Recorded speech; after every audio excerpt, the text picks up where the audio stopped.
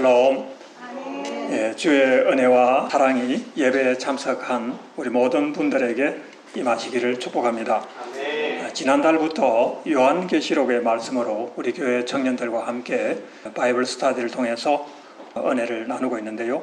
계시록에 나오는 7교회는 이 시대를 포함해서 모든 교회들에게 그리고 성도들에게 주님의 때를 준비하기 위해서 반드시 듣고 그리고 마음에 새겨야 할 말씀들을 주님의 음성으로 우리에게 들려주고 있습니다. 이 시간에는 그 7교회 중에서 특히 라오디게아 교회에 주신 주님의 음성을 듣기를 원합니다. 왜냐하면 이 시대의 실상이 그리고 교회의 상황이 라오디게아 교회의 모습과 너무나 닮아 있기 때문에 이 말씀이 우리에게 주시는 메시지가 강하게 역사한다고 믿습니다.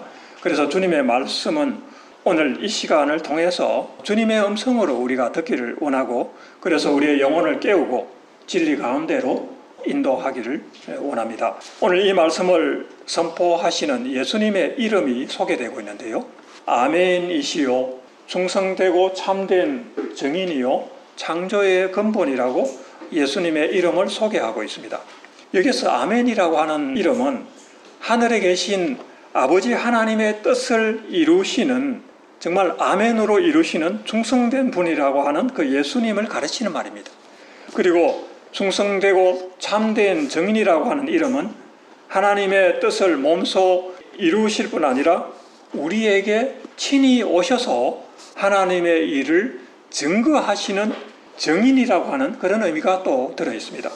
그리고 하나님의 창조의 근본이라고 하는 이름은 The Ruler of the Creation, 모든 창조된 천지 만물의 통치자라고 하는 그런 의미가 들어있습니다. 그래서 이런 이름을 가지신 예수님께서 지금 우리의 행위를, 모든 교회의 행위를 다 보고 계신다는 것입니다. 그만큼 이 말씀은 예수님이 직접 하시기 때문에 말씀의 권위와 능력이 여기에 있다고 하는 것입니다. 그래서 예수님이 라오디게아 교회를 향해서 진단하시는 말씀이 기록이 되어 있는데요. 3장 15절에 이렇게 이야기를 하고 있습니다. 내가 너의 행위를 아노니 너가 차지도 아니하고 뜨겁지도 아니하도다. 너가 차든지 뜨겁든지 하기를 원하노라. 이렇게 말씀하고 있습니다. 이 말씀을 하시는 배경은 당시에 라오디게아라고 하는 그 지역이 온천수가 나오는 지역인데, 그 지하에서 흘러나오는 온천수가 차지도 않고 뜨겁지도 않았다고 합니다. 그러하니 그 온천수가 제대로 그 온천수의 기능을, 그 역할을 할 수가 없었던 것입니다. 우리의 영혼의 상태 그리고 신앙의 모든 행위가 차갑지도 않고 뜨겁지도 않은 상태, 그런 상태가 되면은 어떻게 되겠습니까?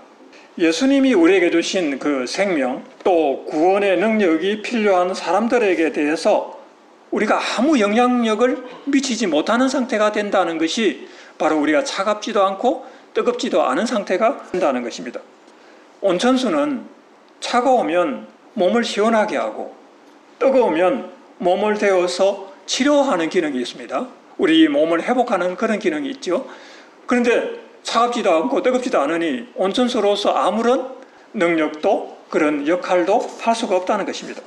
세상이 악해지고 타락을 해도 성도들이 아무런 세상에 대한 관심도 없고 그리고 분별력도 갖지 못하는 상태가 되어버리는 거죠. 그렇게 되면은 성도들과 세상이 구별이 되질 않아요. 그리고 아무런 차이도 없는 그런 상태가 되어버리는데, 이러한 상태를 오늘 예수님께서는 라오디게아 교회를 진단하시면서 너희가 차갑지도 뜨겁지도 아니하구나, 그렇게 말씀하시고 있는 것입니다. 우리 서구교회나 또는 한국에서 최근의 사회 통계를 보면은 이혼율이라든지 낙태율이라든지 또는 범죄율, 이런 사회 통계가 나오는데, 그 통계를 보면은 기독교인이나 비기독교인이나 아무런 차이가 없다는 거예요. 그것은 무엇을 말하는 것입니까? 이것은 이미 현대교회가 세속화가 너무 깊이 진행이 되어서 세상에 아무런 영향력을 미치지 못하는 상태가 되었다는 것을 말하고 있는 것입니다. 이것을 예수님께서는 바라보시고 너희가 차갑지도 뜨겁지도 아니하구나, 그렇게 말씀하시고 있는 것입니다. 사탄 마귀는 이 세상을 장악하고 있고, 그래서 참된 그리스도인들이 예수님의 그 생명의 복음을 증거하고 세상에 선한 영향력을 미치는 것을 막아서고 방해하고 있습니다. 그래서 최근에 일어나는 여러 가지 우리 사회에서 일어나는 일들을 보면은 이 마귀가 어떻게 크리스찬들을 막아서 세상을 더 악하게 만드는가를 우리가 볼 수가 있는데, 예를 들면은 선한 목적을 가지고 법이 제정이 된다고 하지만 차별금지법이나 평등법 같은 이런 법은 복음을 전하는 크리스찬들의 입을 막아서 예수 그리스도의 생명과 복음을 전하는 우리들의 활동을 불법으로 규정을 하고 편협한 광신자라고 매도를 해서 사회적으로 소외를 시켜버리는 것입니다. 이러한 상황이 미국과 서구에서 그리고 한국에서 점점 보편적인 현상으로 나타나고 있습니다. 중국에서는 교회와 성도에 대한 핍박이 점점 강해지고 있다고 우리가 듣고 있습니다. 그래서 복음의 열정을 가진 성도들이 공무원으로 취업하거나 또는 일반 직장에 취업할 때 아예 처음부터 그리스도인으로서의 선한 영향력을 갖고 활동하지 못하도록 아예 서약을 하게 합니다. 최근에 우리 옆에 있는 대학에서 한 중국 유학생, 아주 유능한 유학생이 박사학위를 받고 중국의 유명한 대학에 합격해서 교수로 임명되어 갈 그런 과정을 거치게 되었습니다. 그런데 이 과정에서 바로 이 서약을 강요당하였습니다. 복음을 전파하는 전도 활동을 학교에서 하지 않는다는 서약을 하라는 거예요. 그래서 이 학생은 예수님을 향한 사랑과 충성의 믿음이 있었기 때문에 이 서약을 거부하였습니다. 나는 그거 못하겠습니다 하고 거부를 하고 그 대학의 교수가 되는 것을 포기하였습니다. 믿음으로 이긴 것입니다. 이런 일이 세계 곳곳에서 일어나고 있고요. 우리나라에서도 지금 그런 일이 일어나지 않는다는 보장이 없습니다. 앞으로 좀 더 우리 사회가 악한 길로 가게 되면 아예 학교에서 또는 대학에서 복음을 전하고 성경을 가르치는 이런 것이 전혀 불가능한 그런 시대로 가게 된다는 것입니다. 이런 사회가 되면 세상에서의 교회는 라오디게아 교회가 되는 거예요. 차갑지도 않고 뜨겁지도 않고 세상에 대해서 아무런 영향력을 미치지 못하고 생명을 전하지 못하는 그런 상태가 되어가는 것입니다. 그래서 한편으로는 참된 교회와 성도에 대한 핍박이 점점 강화되고 있고, 계시록에 보면 스무나 교회 같은 그런 교회가 이제 나타나게 되겠죠.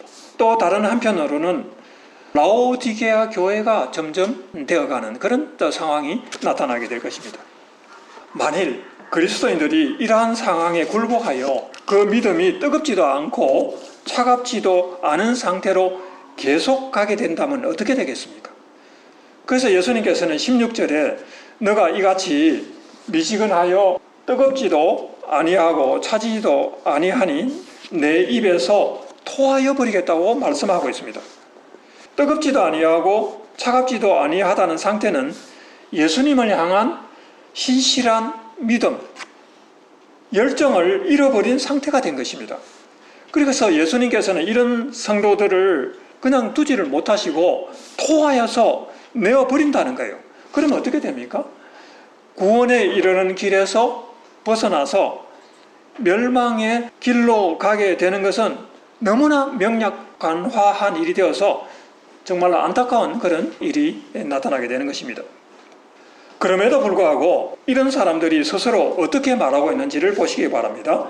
계시록 3장 17절에 보면은 너가 말하기를 나는 부자라 부유하고 부족함이 없다라고 말한다는 거예요. 부자가 되고 보니 더 이상 예수님께 어떤 것을 구할 필요가 없어진 상태가 된 것입니다. 미국과 유럽의 교회들 그리고 아시아와 한국의 교회들이 부유해지면서 점점 이런 모습으로 변해가고 있다는 것입니다. 그래서 예수님이 말씀하시기를 부자가 천국에 들어가기가 낙타가 바늘기로 들어가는 만큼 어렵다는 것을 말씀하고 있는데 바로 이런 상황을 말하는 것입니다. 세상에서 누리는 부유함에 만족하게 되면 예수님을 찾지를 않습니다. 주님이 오셔서 통치하시는 주님의 나라 찾지를 않습니다. 우리는 이러한 위험한 영적 상황과 그런 시대를 살고 있다고 하는 것입니다. 그래서 오늘 말씀은 이런 위험한 시대를 사는 성도들에게 너무나 소중한 예수님의 처방을 주고 있는 말씀입니다. 그래서 예수님이 처방을 하시는데 세 가지를 구하여서 사라고 말씀하고 있습니다. 그 첫 번째 처방은 불로 연단한 금을 사라고 하는 것입니다. 18절에 말씀하시기를 내가 너를 권하노니 내게서 불로 연단한 금을 사서 부요하게 하라고 하셨습니다. 예수님의 진단은 라오디게아 교회가 부유한 것 같지만 곤고하고 가난하다는 거예요. 세상의 것을 아무리 물질이 많고 풍요해진다 하더라도 하늘에서 하나님의 백성으로 살기에는 아무것도 가지지 못하고 오히려 가난하고 가련하다고 하는 것입니다. 여기서 예수님께서 이제 불로 연단한 금을 사라고 말씀하시는데 이 금은 세상이 줄 수 있는 그런 금이 아니에요. 그런 금이 아니고 오직 예수님만이 줄 수 있는 것입니다. 불로 연단한 금이 과연 무엇일까요? 이걸 우리가 한번 생각해 볼 필요가 있는데 성경은 성경으로 해석이 됩니다. 그래서 베드로전서 1장 6절 7절에 그 답이 나와 있습니다. 너희가 이제 여러 가지 시험으로 말미암아 잠깐 근심하게 되지 않을 수 없으나 오히려 크게 기뻐하는도다. 너희 믿음의 확실함은 불로 연단하여도 없어질 금보다 더 귀하여 예수 그리스도께서 나타나실 때에 칭찬과 영광과 존귀를 얻게 할 것이니라 라고 말하는 것입니다. 하늘에서 인정을 받을 수 있는 그런 부유함, 하늘에서 인정받는 부유함, 그것이 불로 연단한 금이라는 거예요.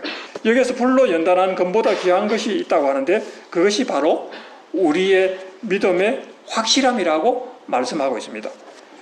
영어로 말하면 The proven genuineness of faith, 믿음의 진실함이 입증된 상태, 믿음의 진실함이 입증된 상태가 바로 이 믿음의 확실함이라고 말씀하고 있는 것입니다. 불같은 시험과 환난이 오더라도 불 속에서 정결한 순금이 나오는 것처럼 우리에게도 이러한 금이 필요한데 정결한 믿음, 순결한 믿음, 이것이 있어야 천국에서 인정받는 부유함이 된다고 하는 것입니다.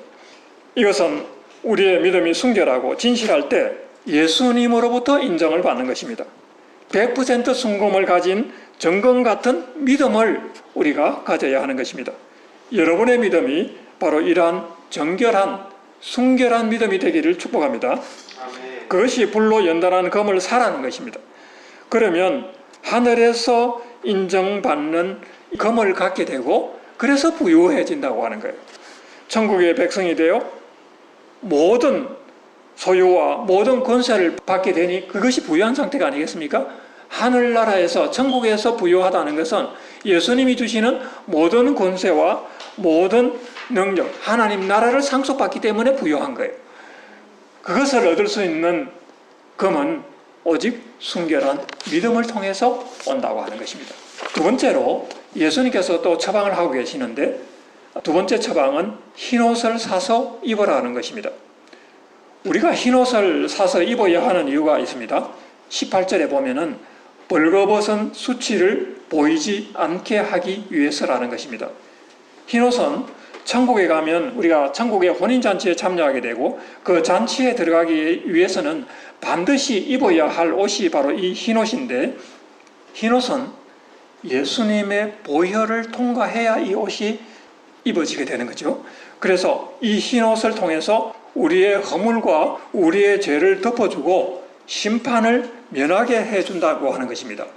우리를 있는 그대로 이 세상에서의 모습을 그대로 두게 되면은 벌거벗은 상태로 수치스러운 모습으로 하늘에서 부끄러운 모습으로 정죄를 당하고 심판을 당하기 때문에 그것을 가리기 위해서는 이 흰옷을 반드시 입어야 되는 거예요. 그래서 예수님의 보혈을 통과한 흰옷을 예수님의 그 보혈로 빨아라 그러잖아요. 흰옷을 입을 때 하늘에서 정결한 주님의 신부로 천국의 혼인잔치에 참여하게 된다고 하는 것입니다. 마태복음 22장 12절에는 이 흰옷을 입지 않고 천국의 잔치에 참석한 사람이 바깥 어두운 데로 내어 쫓긴다고 말씀을 하고 있습니다. 흰옷은 예수님의 보혈의 대가로 죄사함을 받고 디도서 3장 5절에 나오는 것처럼 중생의 시선과 거듭남의 시선을 말하죠. 그리고 성령의 새롭게 하심으로 깨끗함을 받은 성도들이 입게 되는 옷입니다. 그러므로 이 옷도 예수님으로부터만 받아서 입을 수 있는 옷이라는 거죠. 예수님을 향한 진실한 믿음이 있는 사람, 그리고 십자가의 제사함의 능력을 믿는 순전한 믿음을 가진 성도가 이 옷을 받게 됩니다. 그래서 흰 옷을 내게서 사서 입으라고 예수님께서 두 번째 처방으로 말씀하시는 거예요. 그리고 세 번째 예수님이 주시는 처방은 안약을 사서 눈에 바르라고 말씀합니다. 안약을 사서 눈에 발라야 하는 이유가 무엇이겠습니까? 이것은 사람들이 눈이 어두워서 앞을 보지 못한다는 거예요. 믿음의 상태가 차갑지도 않고 뜨겁지도 않은 것은 영의 눈이 어두워져서 사물을 분별하지 못하고 정말 차가운 것도 뜨거운 것도 구별이 안 되는 거예요. 그래서 어두움에 빠져 있는 것입니다. 예수님이 주시는 이 안약은 주님의 말씀과 성령의 계시를 받는 것입니다. 그러면 우리의 눈이 밝아져서 어두움에서 벗어나 밝은 곳으로 다닐 수 있게 되는 것입니다. 그래서 시편 119편 105절의 말씀에 보면은 주의 말씀은 내 발의 등이요 내 길에 빛이니이다 라고 말씀하고 있습니다. 예수님이 이 세 가지 처방을 우리에게 주시는데 내가 사랑하는 자를 책망하고 징계한다고 말씀하십니다. 사랑하기 때문에 이 처방을 주시는 거예요. 그 말씀을 받을 때 우리는 어떻게 해야 되냐 하면은 열심을 내라 회개하라고 말씀하십니다. 여기서 열심을 내라고 하는 말은 영어로 보면은 be earnest라고 되어 있어요. be earnest라는 것은 무슨 일을 많이 하고 열심히 하라는 그런 뜻이 아니라 진지하게 자신을 살펴보고 진실한 마음으로 예수님에게로 돌아오라는 거예요. 그것이 열심을 내고 회개하라는 주님의 말씀입니다. 그래서 예수님은 이런 사람들을 향해서 마음의 문을 두드리면서 지금 그 문 앞에 서 계신다는 거예요. 우리가 잘 아는 요한계시록 3장 20절의 말씀, 내가 문 밖에 서서 두드리노니 누구든지 내 음성을 듣고 문을 열면 내가 그에게로 들어가 그와 더불어 먹고 그는 나와 더불어 먹으리라고 말씀하셨습니다. 그런데 이 말씀은 종종 우리가 처음에 나와서 예수를 처음 믿게 되는 사람들에게 이 말씀을 권하면서 마음문을 여십시오. 그러면 예수님이 오셔서 여러분을 다스릴 것입니다. 영접하는 그런 기도로 우리가 이 말씀을 자주 인용합니다만은 사실은 그것보다도 여기에서 이 말씀은 라오디게아 교회를 향해서 주시는 말씀이에요. 차갑지도 뜨겁지도 않고 미지근하여서 진지함과 열정이 없는 믿음을 가진 사람들에게 주시는 말씀이에요. 그래서 주님의 생명이 이런 사람의 마음속에 없다는 거예요. 예수님이 이런 사람의 마음속에 지금 들어가지 못한다는 거예요. 그래서 주님이 계속 그런 사람의 마음의 문을 두드리고 계시지만 영의 눈과 귀가 어두워져서 듣지도 못하고 보지도 못하는 그런 상태에 있다는 것입니다. 이제 이 말씀으로 이런 상태에 있는 사람들은 깨어나야 됩니다. 말씀으로 깨어나서 마음문을 열고 예수님을 마음의 중심에 모시면 예수님이 우리의 마음의 중심에 오셔서 자정하시고 우리를 다스리면서 우리가 다시 하나님의 성도로서 거룩한 성도로서 회복이 된다는 거예요. 그래서 우리를 부요하게 하고 깨끗하게 하고 눈을 밝게 하는 것입니다. 그래서 우리를 부요하게 하는 것은 어떻게 해서 부요하게 됩니까? 예수님이 주시는 믿음을 통해서 연단을 통해서 우리가 예수님으로부터 사게 되는 이 검을 가지게 됨으로써 부요하게 되고 예수님이 주시는 흰옷을 입음으로써 우리가 깨끗하게 되고 예수님이 또 주시는 안약을 우리의 영의 눈에 바름으로써 우리의 눈이 밝아지게 된다고 하는 것입니다. 이것을 결단하고 행동하는 사람들에게 주시는 주님의 약속이 있습니다. 주님의 보좌에 앉게 하여 주시겠다는 거예요.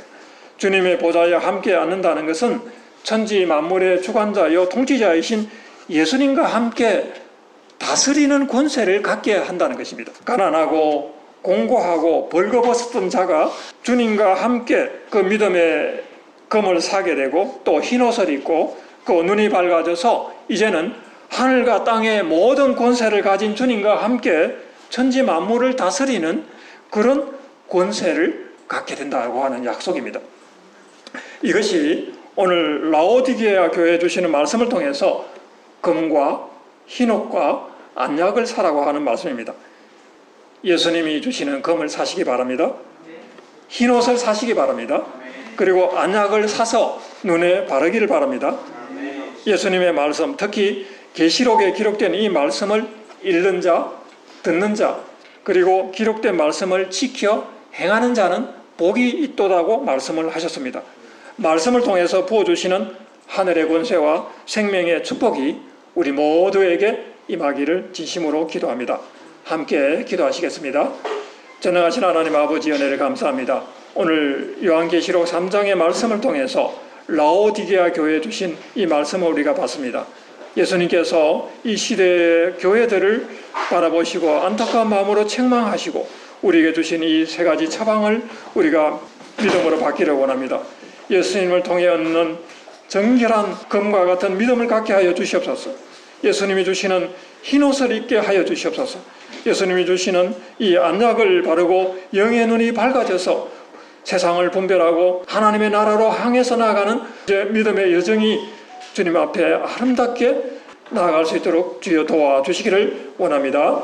예수님의 이름으로 감사하며 기도드립니다. 아멘. 아멘.